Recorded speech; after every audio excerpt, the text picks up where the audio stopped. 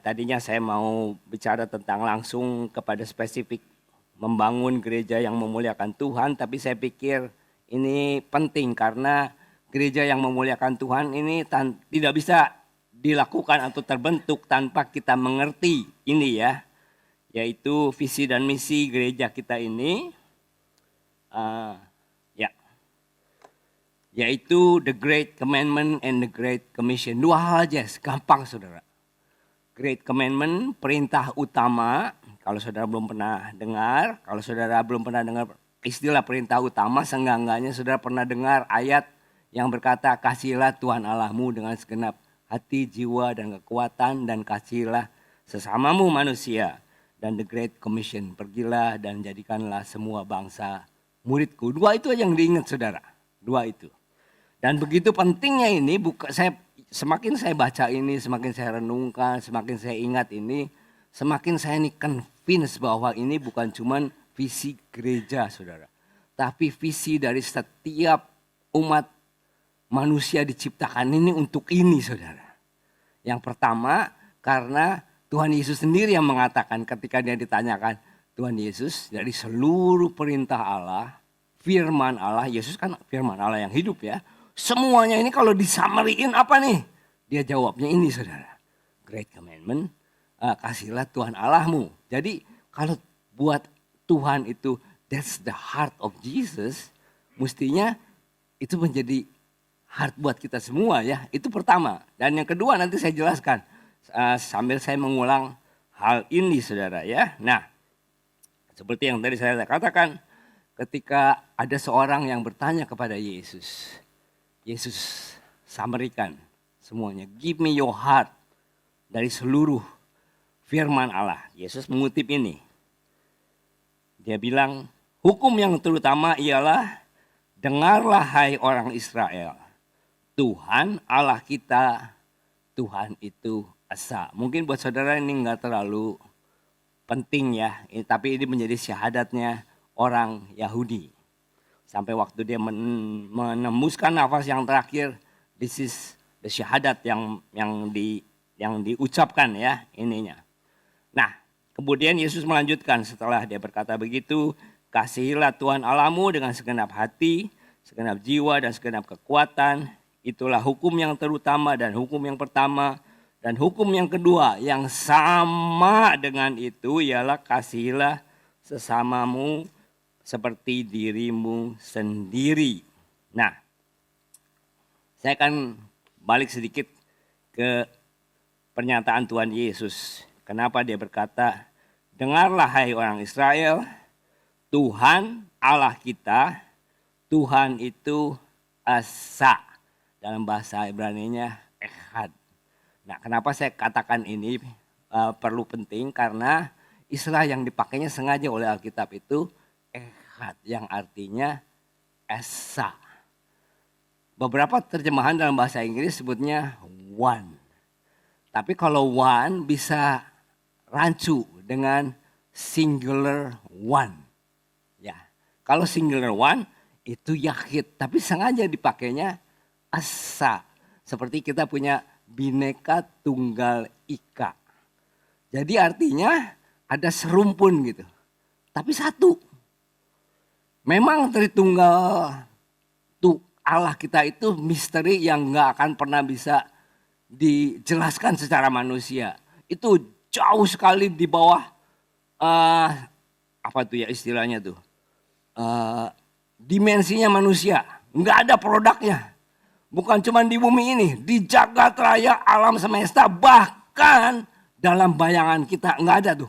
Lewat semuanya. Jadi gak pernah bisa menggambarkan Trinity ini saudara. 3 in 1, 1 in 3, nggak bisa nih. Nggak bisa dibayangkan dengan gambaran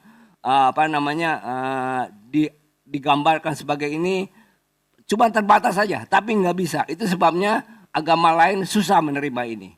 Bahkan kita pun susah untuk menjelaskannya, karena memang nggak bisa dijelaskan gitu ya. 3 in 1, 1 in 3, nanti saya akan jelaskan lebih lanjut. Nah, saudara ingat, ketika manusia diciptakan oleh manusia pertama kali, diciptakan oleh Allah pertama kali, Allah berfirman kan, ya. Baiklah kita menjadikan manusia menurut gambar dan rupa kita. Ini sekedar supaya saudara tahu ya. Gambar itu, demut, itu artinya secara letterleknya salinan. Salinan. Dipakai sampai sekarang di Hebrew modern itu sebagai istilah fotokopi gitu ya, fotokopi. Nah, kita ini dijadikan seperti gambarnya Tuhan, itu bagaimana menjelaskannya ya? Bayangin aja lah patung. Patung Jenderal Sudirman gitu misalnya ya. Patungnya bukan Jenderal Sudirman, tapi orang melihat itu langsung refernya kepada image itu kan. Jenderal Sudirman itu gitu ya ininya. Nah, kita ini diciptakan seperti patung-patungnya Tuhan di bumi ini. Jadi ini bicara tentang status nih. Di bumi kita ini sebagai representatif dari Tuhan Allah di bumi ini. Itu sebabnya kuasailah bumi. Karena engkau adalah representatif. Ini nggak main-main nih saudara. Kita nih representatif, jangan malu-maluin maksudnya gitu ya. Kita ini representatif. Ini rencana Allah yang semula dan mula-mula. Yang mula-mula. Yang kedua sebagai rupanya Allah, debut. Ini berbicara tentang sifat batinnya atau kualitas abstraknya Tuhan yang gak ada di makhluk lain. Misalnya kapasitas untuk berkreativitas. Wah, gak ada makhluk lain yang bisa berkreativitas seperti manusia gitu ya. Kemampuan untuk mencipta misalnya. Tapi bukan Allah. Kita gambarnya Allah, tapi bukan Allah. Jadi bisa mencipta, tapi nggak bisa seperti Allah. Menciptakan dari yang tidak ada, jadi ada. Kita paling bisa menciptakan dari yang ada aja. Misalnya menciptakan, atau kita menyebutnya misalnya membangun gereja ini, building ini. Kita bangun, nggak ada makhluk lain yang bisa seperti begini. Cuman manusia. Tapi dibangunnya terbatas dari bahan-bahan yang sudah ada, yang Allah sudah berikan. Kemampuan untuk berkomunikasi, punya moral, tahu membedakan baik dan buruk, intelektual, relasi yang bisa berhubungan dengan dunia roh gitu misalnya. Meskipun karena dosa kita tidak bisa berhubungan langsung dengan Allah, tapi manusia itu nggak ada loh makhluk lain yang sesajenan, cari-cari berhubungan dengan roh gitu. Nggak ada karena memang beda kita ya ininya. Itu yang namanya rupa demut tadi itu ya. Jadi ada mewarisi sifat-sifat Allah. Nah, tolong agak konsentrasi sedikit ya. Ini agak ini. Saya mau bertanya nih. Allah yang Esa, sebelum segala sesuatu dijadikan, sebelum manusia dijadikan, sebelum Taman Eden, dunia dijadikan, sebelum malaikat dijadikan, sebelum surga dijadikan, adanya siapa? Atau apa? Allah ya. Allah itu self-existence gitu. Enggak ada yang menciptakan, ada ya. Enggak ada ujungnya. Alfa dan Omega gitu.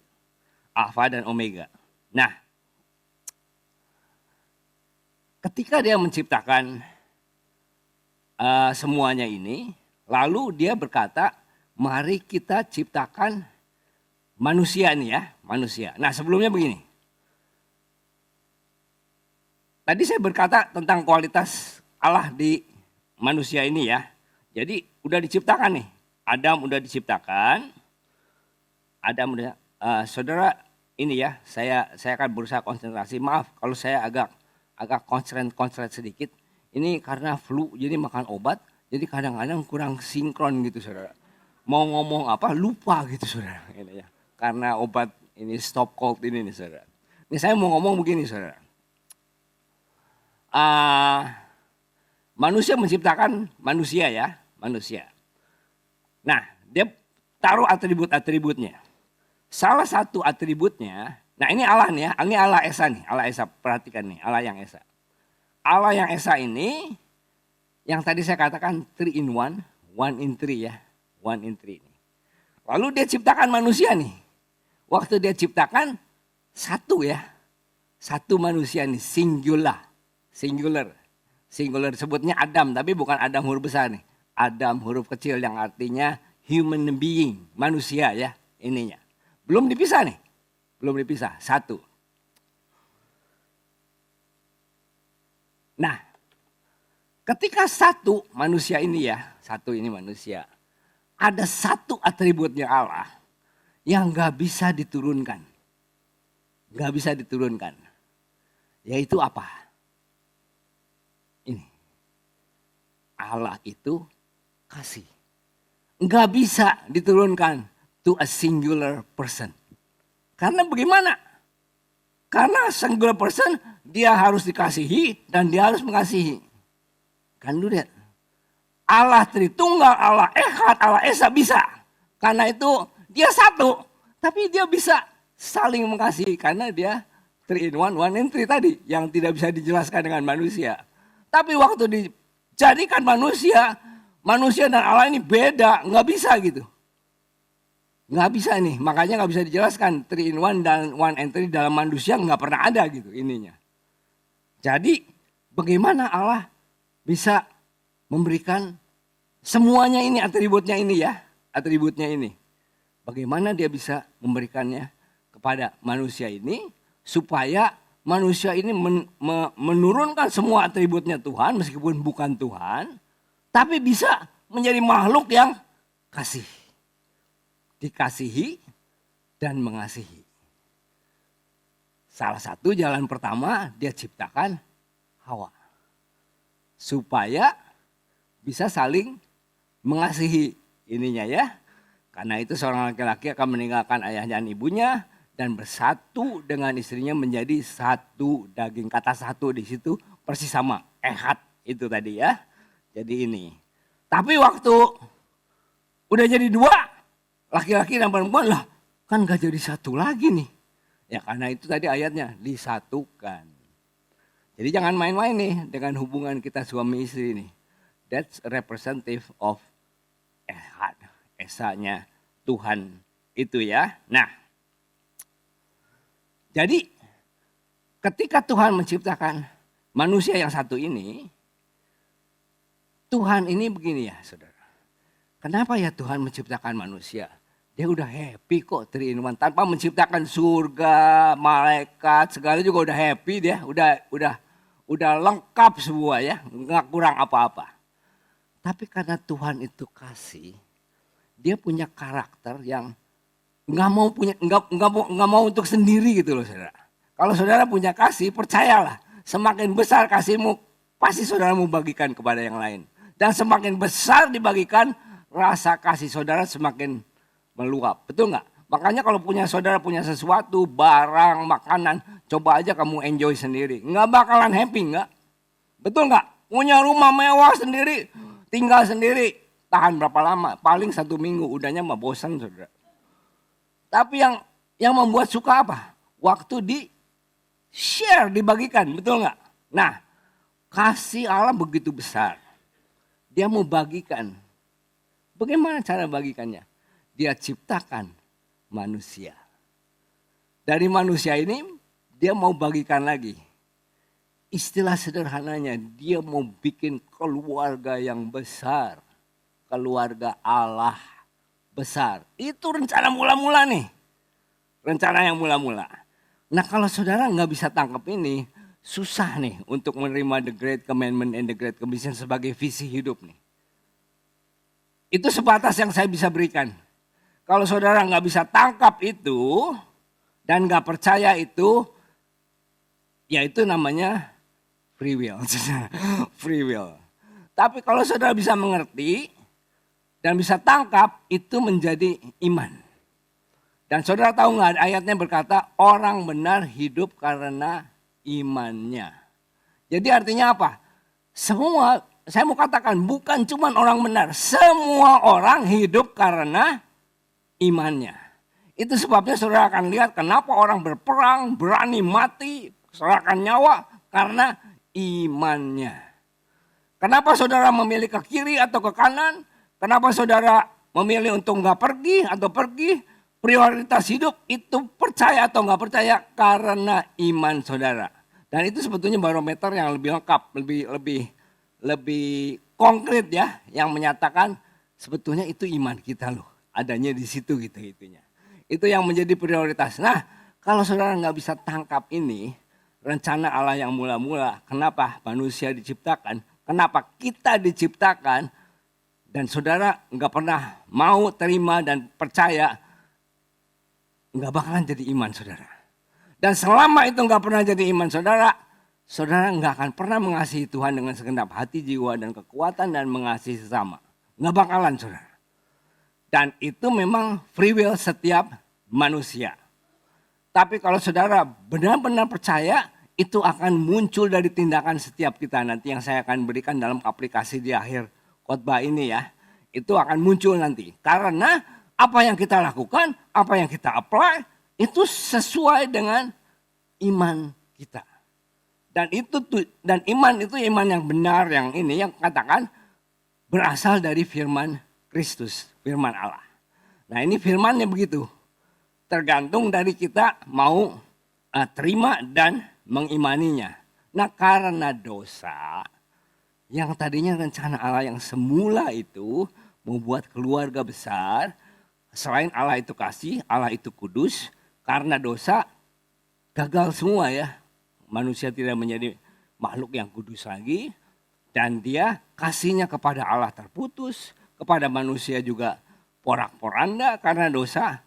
Yesus perlu turun ya. Itu makanya bukti salah satu kasihnya Allah kepada kita yang diciptakan mula-mula dengan visi yang mula-mula untuk menjadikan kita kembali kepada serupa dengan gambar Allah. Makhluk yang mengasihi Allah dan mengasihi keluarga Allah. Dalam hal ini kasih Allah dinyatakan di tengah-tengah kita bahwa Allah telah mengutus anaknya yang tunggal. Betul ya? Betul. Supaya kita hidup olehnya.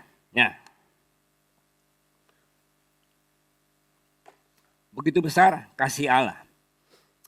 Ini satu kisah, ada satu pelukis yang sangat terkenal. Pelukis ini setelah dia lanjut usianya, dia terkena akan kampung halamannya. Lalu dia jalan ke kampung halamannya, dia lewat satu toko antik gitu ya, toko barang-barang antik. Dan matanya terbelalak, nggak percaya. Kenapa? Karena lihat dia ada satu lukisan yang udah kotor, nggak terurus. Tapi itu rupanya masterpiece-nya dia waktu sebelum dia terkenal nih saudara. Dia temukan ada di situ. Tapi tentunya sebagai, meskipun dia pelukisnya, dia nggak bisa ambil begitu aja saudara. Dia mesti beli itu lukisan itu saudara. Itu yang disebut ditebus. Ketika dia sudah beli lagi, baru dia restore lagi, dia kasih frame lagi. Jadi bagus kembali. Itulah Yesus dan kita semua. Kita ini udah rusak, Yesus udah bayar nih. Dia mau restore lagi supaya kita kembali lagi kepada tujuan Allah yang mula-mula. Diciptakan menurut rupa dan gambarnya Tuhan. Rupa menjadi bagian dari keluarga Allah. Karena dia besar. Saudara, rumah tangga kita yang fisik, yang kita sebut fisik ya, meskipun agak salah kaprah sedikit sampai untuk memudahkan istilah lah. Rumah tangga kita yang fisik di dunia ini, saudara tahu nggak itu adalah gambaran, sebetulnya gambaran dari keluarga Allah yang asli. Yang aslinya nih. Jadi hubungan saudara dengan pasangan misalnya. Karena kasih yang begitu besar, saudara mau extend kasih itu. Kita nyebutnya memiliki keturunan atau anak ya. Karena mau membagikan kasih. Ya sama dengan Tuhan juga gitu. Karena hubungannya yang begitu harmonis sehingga dia mau punya anak-anak, yaitu kita semua. Yang akhirnya keluarga yang besar. Dan itu sebetulnya keluarga Allah ini keluarga yang asli. Yang kita punya ini cuman gambar doang. Buktinya apa? Buktinya cuman sementara. Saudara tutup mata, suami istri udah gak ada lagi. Orang tua anak udah gak ada lagi. Yang ini yang permanen dan kekal selama-lamanya. Tapi memang suka terbalik-balik. Orang yang gak suka keluarga aslinya, cari pelayanan di sini, menyibukkan diri di gereja. Ada orang yang gak suka gereja, akhirnya gak mau ikutan gereja, bela-belain family ini. Harusnya dua-duanya. Cuman ini adalah gambaran saja.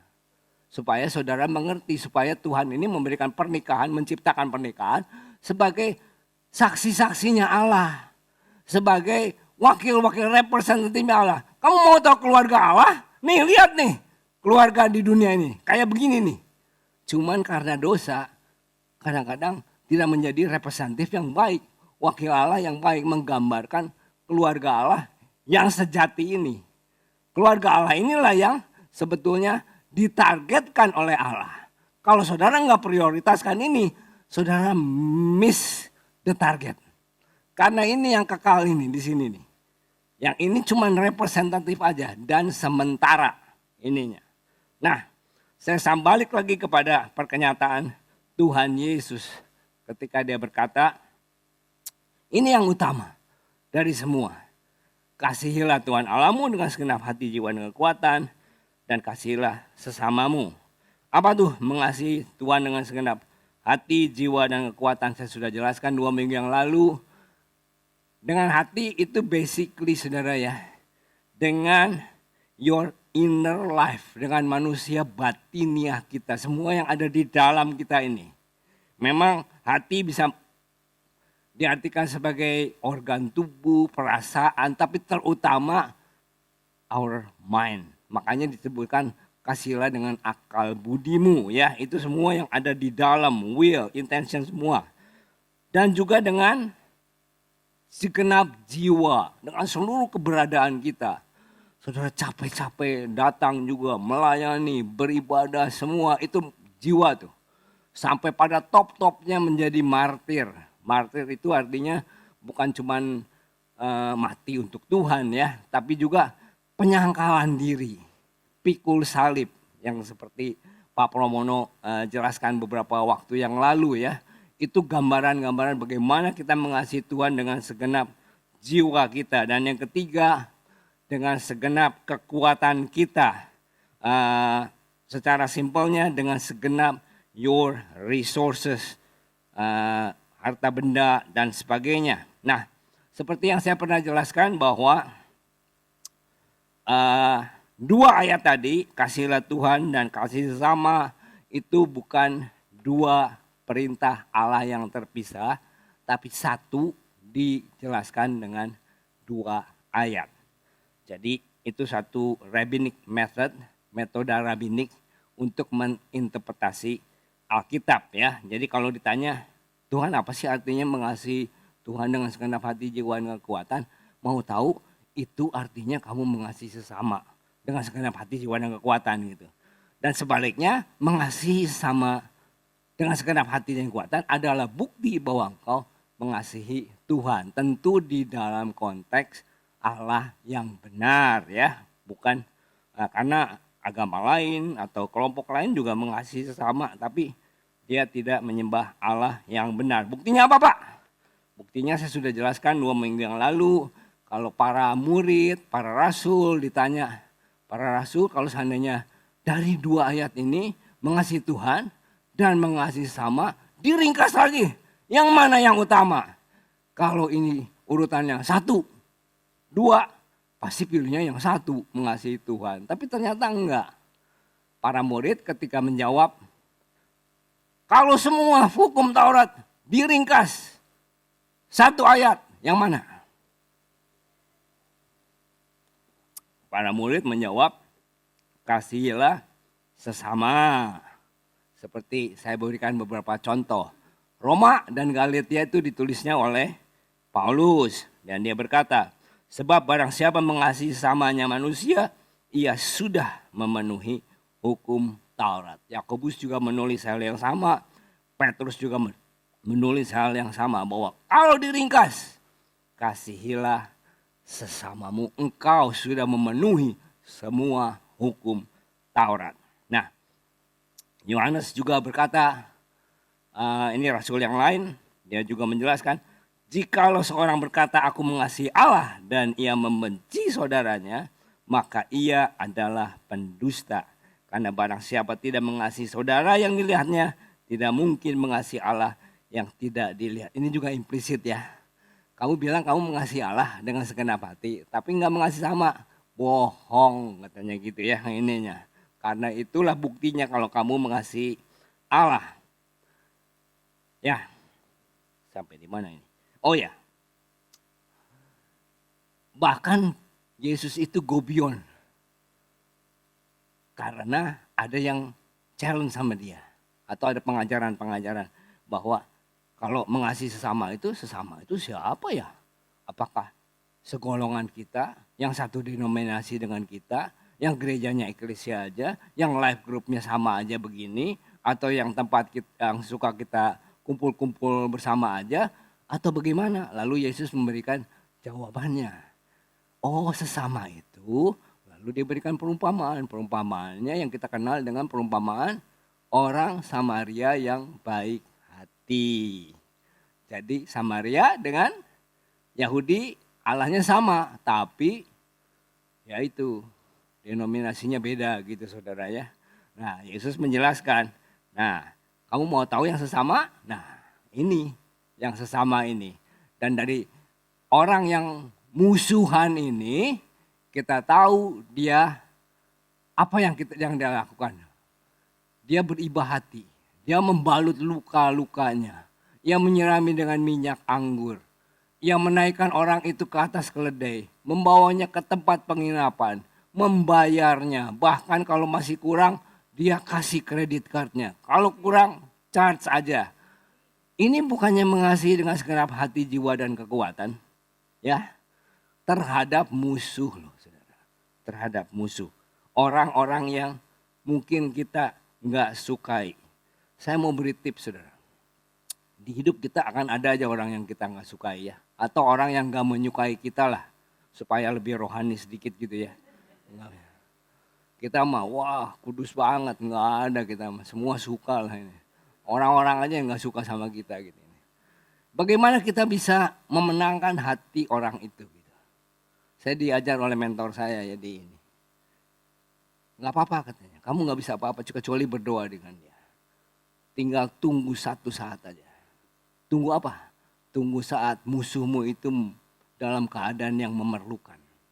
That's the time for you. To praktek mengasihi dengan segenap hati, jiwa dan kekuatan. When you do that katanya. Nanti dia akan baik sendiri dengan saudara katanya. Begitu ya ini. Nanti ya udahlah saya bocorin lah. Namanya Pak Barnabas Ong yang ngajarin saya begitu saudara. Dia tuh banyak sampai difitnah habis saudara. Tapi waktu dia lakukan hal ini, waktu orang itu membutuhkan, win the heart itunya. Mamanya Mira juga pernah cerita begitu waktu Super Mi itu apa? Dia ajak makan bakmi itu ingat nggak Mi? Ya nanti cari recordingnya ya. Waduh waktunya cepat sekali. Saya langsung masuk ke aplikasi ya. Aplikasi ini yang sulit nih saudara. Ada orang bilang begini. Aduh Alkitab itu susah ya. Gak ngerti. Saya bilang ada yang lebih susah. Yang susah apa? Yang susah itu yang ngerti justru. Tapi gak dia lakukan. Nah itu yang susah. Ya kan? Mengampuni apa gak ngertinya apa sih ngampuni. Waktu melakukannya yang susah itu. Yang susah itu yang itu justru. Yang udah ngerti tapi gak mau dilakukan. Karena feeling guilty kan. Yang ngerti. Kalau gak ngerti ya cincai lah. Nggak juga gak ngerti gitu ya. Tapi yang ngerti. Tapi gak dilakukan. Nah itu yang susah nih. Ininya. Nah. Minggu lalu saya beri satu karena gak sempat ya. Bukan minggu lalu. Last time. Yang pertama. Aplikasi yang pertama. Terhadap visinya Tuhan. Apa yang utama bagi Tuhan Yesus. The Great Commandment and the Great Commission. Aplikasi yang pertama uji semua keputusan. Rencana kita kegiatan. Terhadap the Great Commandment and the Great Commission ini. Jadi bagaimana? Simpelnya. Simpelnya begini saudara. Semua kita bikin plan, cek. Apakah plan ini karena saya mengasihi Tuhan, mengasihi sesama? Apakah ini discipling anak-anak kita, orang-orang di sekitar kita atau enggak? Dulu nih sebelum saya mengerti ini, saya mengerti. Kalau saya bikin plan, saya sengaja nih. Supaya jatuh-jatuhnya pas waktu ibadah. Sebenarnya waktunya ibadah hari Minggu, aduh saya beli tiketnya hari Minggu, supaya ada alasan sama Pak Gideon. Pak Gideon nggak bisa, saya berangkat nih hari Minggu gitu. Ininya sengaja. Tapi mengerti ini, saya mulai bertanya gitu, kenapa saya pilih hari Minggu? Apakah karena mengasihi Tuhan dan mengasihi sama atau bukan? Itu secara simpelnya gitu ya ininya. Tapi itu bisa diperluas untuk setiap segala kegiatan kita nih. Kita bikin acara ini dan itu sengaja gitu. Kenapa udah tahu bisa hari yang lain Sabtu yang enggak sengaja dibikinnya pas lagi hari persekutuan atau apa. Itu juga semua menjadi kegiatan saya zaman dulu tuh. Sengaja dibikin sengaja gitu. Tapi sekarang waktu saya mengerti ini, saya bertanya. Setiap kali saya mengambil keputusan, planning, apakah karena mengasihi Tuhan dengan segenap hati jiwa kekuatan atau sebetulnya saya nggak terlalu mengasihi Tuhan. Saya mengasihi diri sendiri. Makanya saya hindari hal-hal itu semuanya. Tapi itu semua free will-nya kita saudara. Saya nggak bisa memaksa-maksa. Saya kadang-kadang ada yang memaksa gitu. Kenapa sih nggak disuruh ini? Datang ke sini, ke sini. Percuma kalau bukan karena iman dan karena kasih saudara. Kita datang kan saya 2 minggu yang saya udah bilang kan. Ingat nggak gambar gantungan baju itu? Ingat ya. Jadi kalau bukan karena gantungan itu, semua ibadah kita, persekutuan kita, pelayanan kita, ministry kita, pengorbanan kita tinggal tunggu waktu aja. Begitu putus bergantungnya itu, jebol semua, kotor semua. Jadi saya cuma bisa mengingatkan kepada kita atau mengatakan, membagikan pentingnya mengasihi Tuhan dengan segenap hati jiwa dan sesama untuk saudara percayai dan setelah saudara percaya jadi iman. Kalau udah jadi iman beres. Karena semua kegiatannya akan bergantung dari iman itu. Ya ininya. Saya nggak bisa atau tidak mau memaksa orang melakukan sesuatu tapi yang sebetulnya bukan iman dia.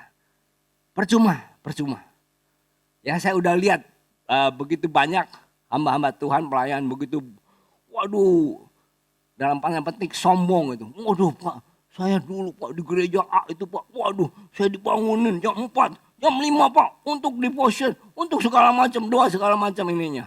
Waktu saya jadi ketua ini Pak, waduh Pak saya begini begitu. Lah terus sekarang kenapa enggak? Kalau bukan karena mengasihi Tuhan dan ini percayalah. Satu kali waktu pasti akan jatuh dan menjadi kotor. Itu yang saya cuma bisa berikan hal ini supaya saudara terima.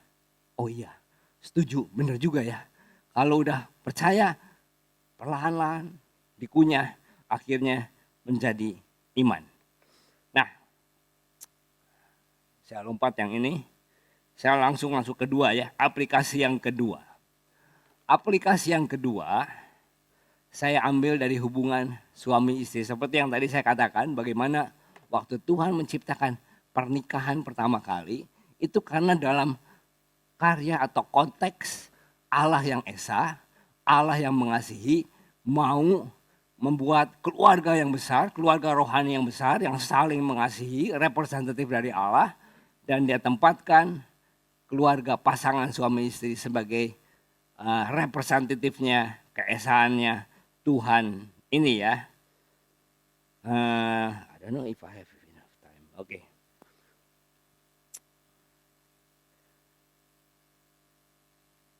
Saya akan bahas sampai batas waktu ini ya, sebatas waktu yang saya punya. Baik.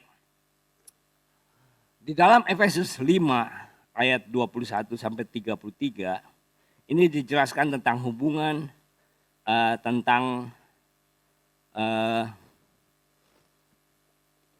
suami istri yang di dalam konteks merendahkan diri satu dengan yang lain di dalam takut akan Kristus. Sebetulnya bukan berhenti di ayat di fase kelima, tapi disambung terus cuman karena ada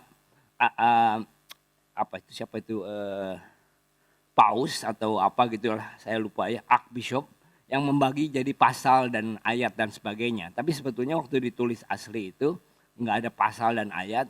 Dan saya percaya waktu Paulus menuliskan ini sebetulnya dia nyambung gitu, pasal 5 dan pasal 6 dengan satu tesis hubungan yang didasari oleh takut akan Kristus.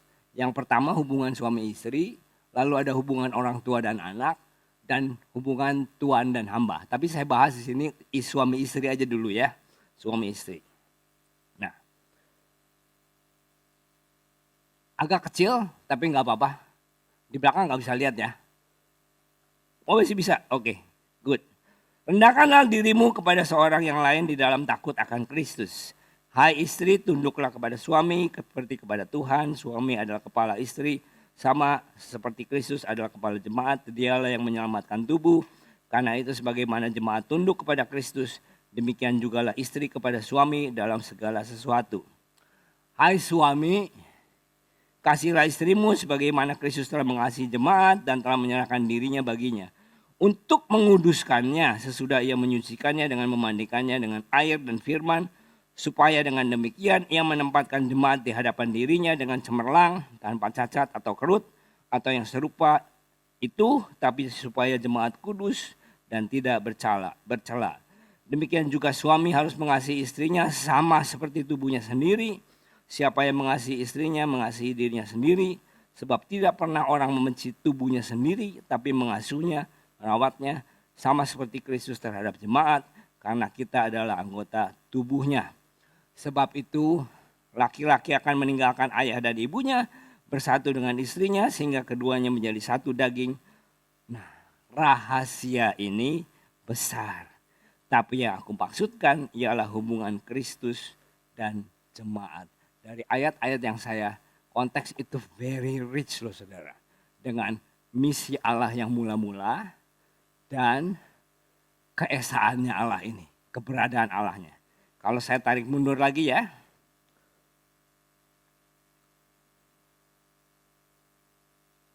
Supaya jemaat kudus dan tidak bercela. Saya tadi katakan salah satu atributnya Tuhan ya, yang dia berikan kepada manusia.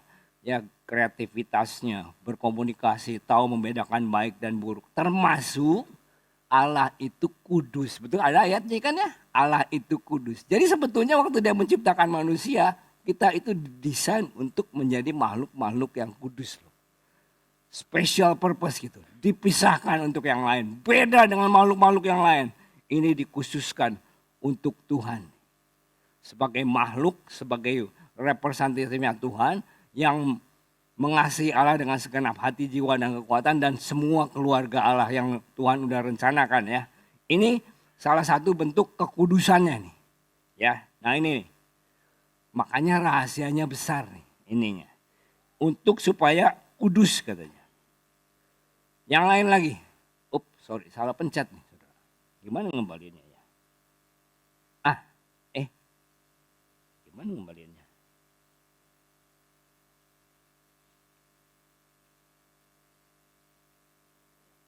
Oh, udah. Ini sampai mana tadi? Kudus ya? Iya. Next screen. Loh kok? Next slide-nya.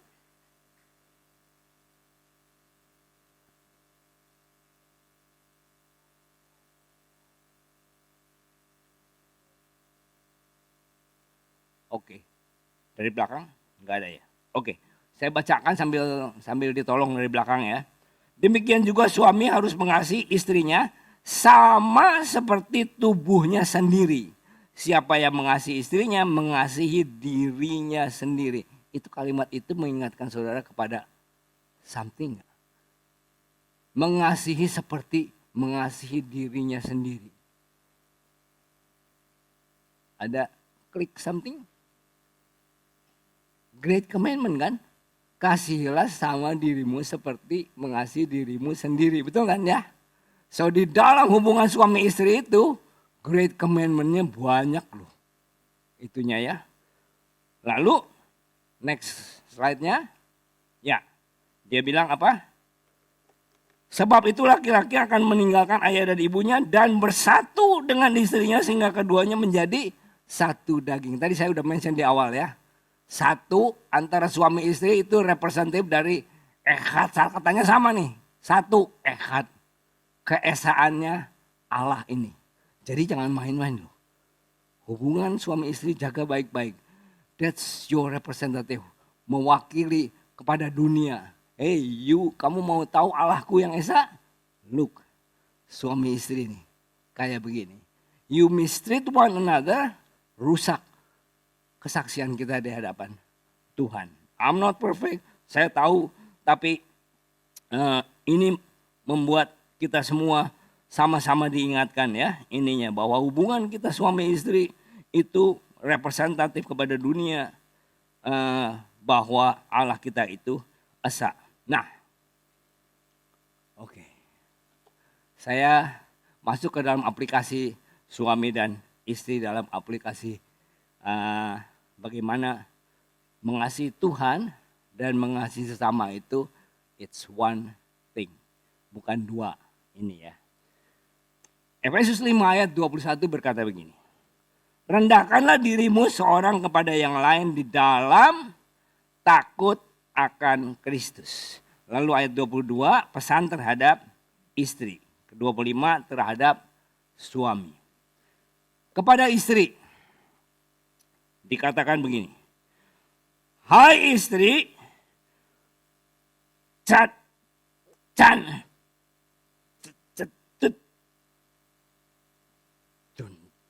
tunduklah kepada suamimu. Karena suamimu tampan, baik, rajin, kaya, dan tidak pelit. Begitu ayatnya? Enggak begitu ya ininya. Tunduklah seperti kepada Tuhan. Jadi gimana maksudnya? Jadi begini, para istri. Saya percaya semua para istri di sini mengasihi Tuhan, amin. Oke. Para istri, bagaimana para istri mengasihi Tuhan? Wah, saya mau mengasihi Tuhan. Waduh, saya mau memuji Tuhan sepanjang waktu. Saya mau melakukan apa saja untuk Kristus. Amin. Nah, maksudnya ayat ini adalah, oke, Kristus berkata di tanah. Ini konversasi antara istri dan Kristus ya. Saya jadi Kristusnya nih. Oke, istri, kamu mengasihi aku ya? Yo, baik. I want you to do this. Semua energi, perasaan kalau ada juga atau apa, I want you to focus in one person. Pasanganmu. No, Tuhan. It's between you and me. No, jangan. No. Aku mau kalau kau mengasihiku, semua yang kau udah planning, semua dengan hati, kekuatan, semua jiwa. Salurkan kepada satu individu yang gak perfect ini, bahkan jauh dari perfect. Yang ngoroknya keras. Salurkan itu semua ke sini. Para istri,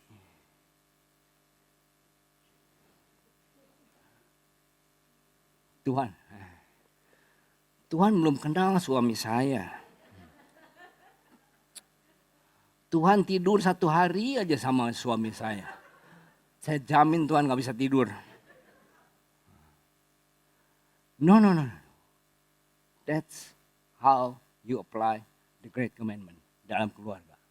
Kau mengasihi Tuhan, mengesahkan. Saya udah convince berapa kali ya sama saudara ya. Nanti saya akan convince lagi ininya dengan banyak ayat bahwa this is one command. Dinyatakan dengan 2 ayat. Mengasihi sama itu artinya saudara mengasihi Tuhan. Di dalam konteks Allah yang benar ya. Allah yang benar. Jadi para suami, oke, I leave it up to you. Karena saudara udah tahu lah, you die. Kalau Kristus mati untuk gereja, dan suami juga dituntut hal yang sama. Bukan apa-apa, karena waktunya tinggal 5 menit lagi. Saudara. The Great Commandment, tadi dengan antara pasangan ya. Sekarang aplikasi The Great Commandment di dalam hubungan sesama orang percaya. Saya memberikan ayat-ayat aja. Supaya saudara convince, karena iman muncul dari firman Tuhan. Ya, ininya. Jadi saya berikan banyak ayat. Saya berikan yang negatif dulu. Apa dampaknya kalau kita treat sesama secara negatif? Saudara ingat ada perumpamaan di Matius 25. Di akhir zaman waktu diadili. Lalu dipisahkan yang kiri dan yang kanan. Ya, antara domba dan kambing. Lalu dia berkata begini. Lalu mereka pun akan menjawab dia katanya. Ini bagian yang di kiri ya. Yang kambing ini. Tuhan bilang, bila manakah kami melihat orang lapar atau haus. Atau sebagai orang asing atau telanjang atau sakit. Atau dalam penjara kami tidak melayani engkau. Apa hubungannya Tuhan? Kami mah tidak melayani orang aja. Tapi kan kami melayani engkau. Yesus menjawab ini gitu. Ayat 45. Maka ia akan menjawab mereka, aku berkata kepadamu, sesungguhnya segala sesuatu yang tidak kamu lakukan untuk salah seorang dari yang paling hina ini, kamu tidak melakukannya juga untukku. Jadi ini kata lain apa? Mudah kan? Apa yang kita lakukan kepada orang, Tuhan treat as you treat me gitu ya, samanya. Demikian juga salah satu contoh lagi. Saudara ingat cerita tentang Saul, Paulus ya. Sementara itu berkobar-kobar hati Saulus untuk mengancam dan membunuh murid-murid Tuhan. Ia menghadap imam besar dan meminta surat kuasa daripadanya untuk dibawanya kepada majelis-majelis Yahudi di Damsyik. Supaya jika ia menemukan laki-laki atau perempuan yang mengikuti jalan Tuhan. Ia menangkap mereka dan membawa mereka ke Yerusalem. Apa yang di dalam hati Paulus? It's between me and God. Saya mau serve Tuhan, saya mengasihi Tuhan dengan segenap hati, jiwa, dan kekuatan. Tapi dia menganiaya jemaat Kristus kan. Bagaimana Yesus reaksinya? As you persecute orang-orang itu, you persecute me kan ya. Ini yang saya kasih kuning. Yesus berkata, Saulus, Saulus, mengapa engkau menganiaya aku? Jawab Paulus, siapakah engkau? Tuhan katanya, akulah Yesus yang kau aniaya. Kapan Paulus menganiaya Yesus? Gak pernah. Tapi waktu Paulus menganiaya jemaat, Yesus merasakan dan Yesus treat that you persecute me. Ini adalah pewahyuan yang sangat menancap sekali buat Paulus sehingga di banyak surat-suratnya di Korintus, di Efesus, Paulus selalu mengulang-ulang.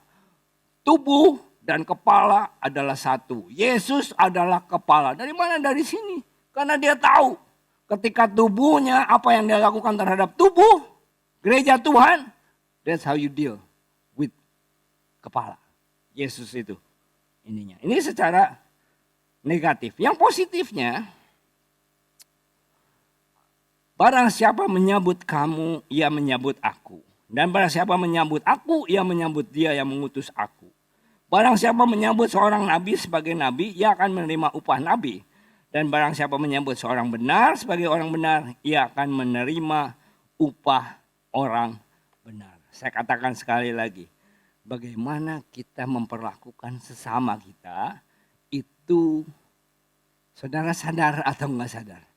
That's how we treat God. Jadi jangan anggap sepele ini saudara. Anggap sepele apa yang saudara lakukan terhadap sesama. Di gereja atau di luar gereja. Saya 2 minggu lalu saya jelaskan sedikit tentang tentang kalau kami ke hotel di Bali, ada satu hotel favorit yang sebetulnya bukan karena makanannya atau apa gitu. Tapi di situ kami menemukan sarana pelayanan gitu terhadap orang-orang, student-student yang kerja KKN ya, kerja nyata di situ, nggak dibayar. Aduh, kasihan. Jadi setiap kali breakfast kami sediakan, kasih tip.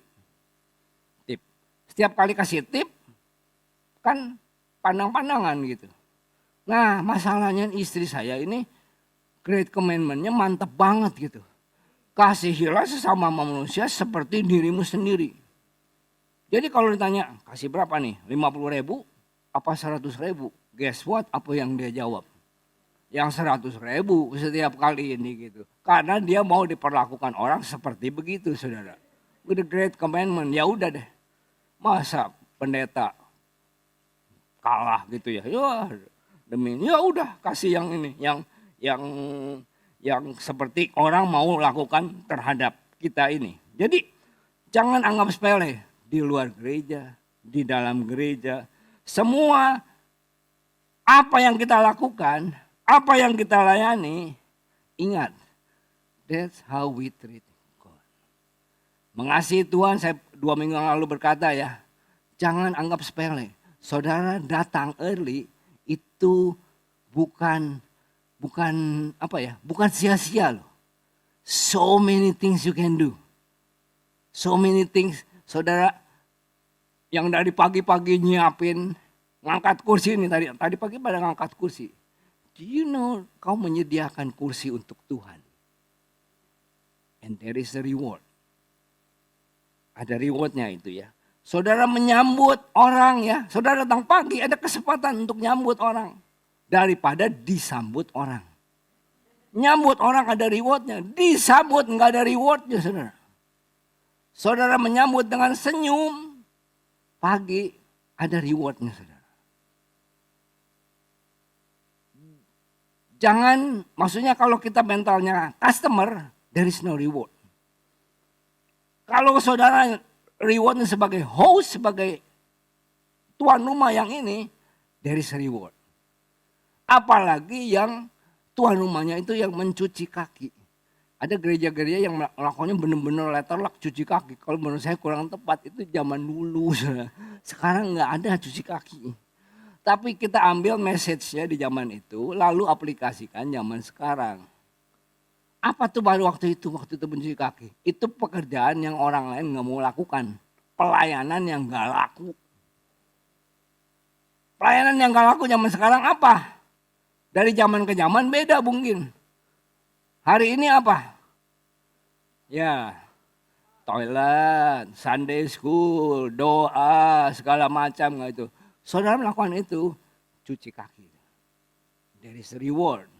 Karena itu yang Yesus lakukan ini ya. Semua yang saudara lakukan, make sure the great commandment. Dan memang ada rewardnya saudara. Jadi jangan anggap sepele. Saudara antar jemput orang juga ya. Itu jangan anggap sepele loh. Buka rumah, susah, capek saudara bersih-bersih. Tapi itu menyambut orang. Karena ayatnya berkata begini. Aku berkata kepadamu, sesungguhnya barang siapa memberi kamu minum secangkir air oleh karena kamu adalah pengikut Kristus, ia tidak akan kehilangan upahnya. Saya lihat saudara, saya belajar dari pendahulu saya nggak usah sebut nama lah ya. Pendeta-pendeta senior saya liatin, ternyata bener lu ya. Orang-orang yang dulunya mereka kerja keras, terimain tamu. Kalau pendeta datang kan diterimanya bikin susah kan itu saudara. Diterimanya sama, ya paling sama pendetanya gitu diterima. Tapi hari ini saya lihat pendeta-pendeta senior itu, diberkati loh saudara. Memang banyak yang diberkati secara finansial. Tapi saya percaya berkatnya bukan cuma finansial aja. Ada banyak. Atau saudara bayangkan ya, kalau kita kerjanya casual gitu.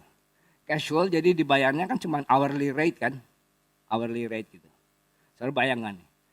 Saudara nggak mau nggak kalau dikasih shiftnya lebih banyak? Kalau kerjanya casual. Kalau pas rate-nya itu double atau triple, mau juga nggak? Wah, itu datang ya pelayanan dimanapun, di dalam gereja, di luar gereja atau apa, itu lebih double triple rate. Saudara. Kalau duit mau ya siapa tahu semangat gitu. Tapi saudara nggak tahu ya rewardnya. Di dunia ini dan di dunia kakak udah pasti. Kalau di dunia ini mungkin turunnya ke anak cucu. Gaji anak-anakmu, wah double triple 4 kali lebih lipat dari saudara. Belum damai sejahtera, sukacita rumah tangga semua ya. Atau begini, saudara suka lihat nggak pelayanan yang suka datang ke pelayanan, ke gereja lain, atau dengar kesaksian orang gitu. Suka ada yang iri nggak sih? Dengan iri rohani ini iri rohani ya. Waduh si bapak itu mah wah hebat lu bener itu. Waduh itu mah rewardnya besar di surga lu. Wah itu hamba Tuhan itu bener-bener, waduh sacrifice-nya, wah itu mahkotanya besar lah di surga. Pernah gak? Pernah gak? Kalau yang gak pernah kayaknya saudara gak pernah dengar kesaksian orang. Nah, saya mau berikan jalan pintas, jalan singkat. Jalan singkat begini ya. Ayatnya ngomong begini. Ayat kalimat yang terakhir. Barang siapa menyebut seorang benar sebagai orang benar, ia akan menerima upah orang benar di atasnya. Jika seorang menyebut seorang nabi, ia akan menerima upah nabi. Nah, ini orang-orang yang rewardnya besar nih ya, mahkotanya besar-besar. Saudara yang saudara sirik itu ya, saudara iri itu ya. Saudara mau dapetin rewardnya dia? Nih, ayatnya ngomong. Sambut aja tuh orang itu. Hospo aja, hospitality. Nanti saudara kebagian rewardnya. Gampang gak? Gampang kan? Bener gak? Dia yang kerjanya sampai tahun-tahunan. Waduh ke desa-desa. Waduh susah setengah mati. Saudara coba menyambut dia aja. Berikan hospitality. Kebagian rewardnya. Jadi jangan anggap enteng saudara. Semua pelayanan-pelayanan kita. Di luar gereja. Di dalam gereja. Aplikasi yang pertama cek semua. Plan kita, rencana kita, kegiatan kita, datang atau nggak datang, pergi atau nggak pergi, tolong apa nggak tolong ya. Lakukan atau nggak lakukan, layani atau layani, atau apa. Cek apakah karena mengasihi Tuhan atau enggak. Hubungan di dalam rumah, suami istri ingat ya. Itu representatif dari the Great Commandment. Hubungan kita dengan Allah, keesaan Allah. Yang ketiga, dengan sesama. Gak lepas dengan the Great Commandment. Apa yang kita lakukan terhadap sesama, ingat. That's Tuhan melihatnya dari atas, that's you treat me. If you treat the image of God, then you treat God. Kita semua adalah image of God. We treat. Jangan mau cuma di-treat aja. Nggak ada rewardnya. You treat. Dan selalu ada apa aja yang kita bisa bless orang. Nggak pelayanan. Saudara nggak pintar ngomong, ngangkut kursi, jadi, hospo jadi. Saudara yang dikaruniakan untuk mengencourage orang, deal with people, saudara bisa sambut orang. It's always ada shift di dalam kerajaan surga. Dan rewardnya lebih dari double, lebih dari triple, lebih dari 4 kali, 60 kali, bahkan lebih nggak tahulah saudara ya. Jangan sia-siakan. Tapi saudara harus buat ini sebagai iman. Percaya dulu, itulah panggilan Tuhan. Untuk mengasihi dan mengasihi sama, tanpa iman, forget it. You're not gonna do it. Kalau cuma saudara lakukan pun, karena kepaksa, sorry, satu hari akan jatuh kotor juga. Tapi kalau saudara lakukan karena benar-benar mengasihi Tuhan dan mengasihi sama, then rewardmu besar di surga. Tuhan memberkati.